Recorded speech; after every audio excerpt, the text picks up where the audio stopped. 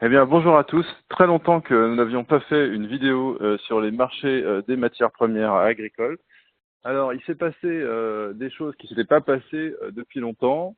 Alors, juste pour reprendre, puisque ça fait longtemps où on en est sur les parités euro-dollar, ben, vous voyez qu'on a une parité assez stable entre 1,14,5 et 1,13 environ, et un pétrole qui avait plutôt tendance à baisser et qui se stabilise aujourd'hui entre 58 et 62 dollars. Donc c'est au niveau du marché du maïs. On va commencer par, pour une fois, par le maïs qu'il y a eu des nouveautés. Le maïs a franchi hier un point. Vous voyez que on avait un marché qui avait tendance à buter sur cette valeur de 177,50 et qui est venu clôturer hier soir à 178,5. Donc qui donne plutôt une tendance haussière avec un objectif, bon, pour pas se mettre un objectif trop bas, mais disons un objectif probablement autour de 183 sur le Mars. Au niveau du blé tendre, alors les choses sont moins franches. On avait un marché complètement stable depuis fin août, bloqué entre 208 et 198, et on a fait une pointe hier.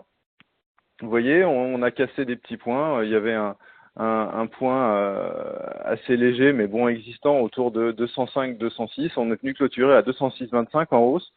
Donc, ça donne un léger espoir. Alors, il faut espérer que la hausse d'hier soir, qui était propulsée par des informations fondamentales, ne s'efface pas comme c'était vraiment en fin de journée. Mais si ça devait se tenir, on pourrait aller tenter le point haut qu'on n'a pas vu en blé tendre depuis le 15 octobre. Voilà.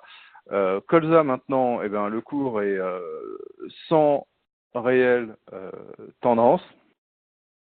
Peut-être certains pourraient avoir une espèce de grande tendance haussière à long terme, mais elle est vraiment pas franche. Le cours est complètement bloqué depuis le mois d'août entre 367 et 375, avec un passage là octobre-novembre un petit peu plus élevé, et il ne se passe pas grand-chose. Enfin, pour nos amis qui s'intéressent au cours du soja, le soja est aussi un marché sans tendance. Il évolue de manière assez horizontale depuis le mois d'août sur le Chicago.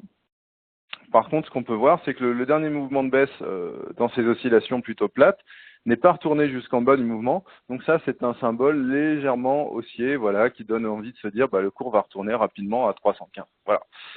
Merci de m'avoir écouté et peut-être on va enfin avoir un peu d'animation sur le marché et refaire des vidéos plus souvent.